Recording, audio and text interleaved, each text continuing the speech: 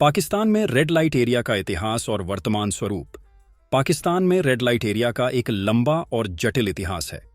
इन क्षेत्रों को कभी संस्कृति और कला के केंद्र के रूप में जाना जाता था, लेकिन समय के साथ इनकी प्रतिष्ठा धूमिल होती गई। प्रमुख रेड लाइट एरिया। पाकिस्तान का सबसे प्रसिद्ध रेड लाइट एरिया लाहौर का हीरा मंडी है। इसका अर्थ है हीरों का बाजार।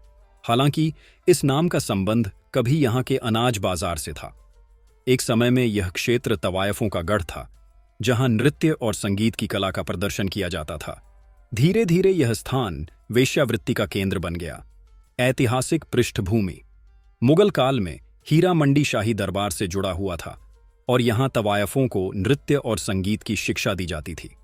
ब्रिटिश शासन के दौरान इस क्षेत्र का स्वरूप बदला और इसे रेड लाइट एरिया के रूप में जाना जाने लगा। वर्तमान स्थिति।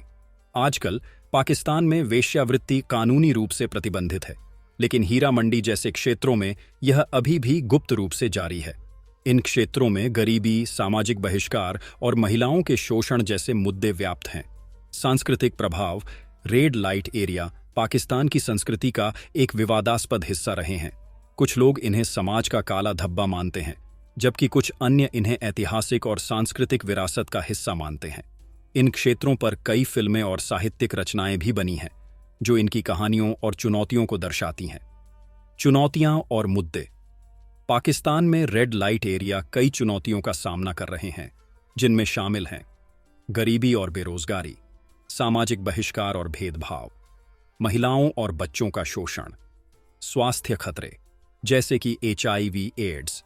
इन मुद्दों के समाधान के लिए सरकार और गैर सरकारी संगठनों द्वारा प्रयास किए जा रहे हैं, लेकिन अभी भी बहुत कुछ किया जाना बाकी है। निष्कर्ष।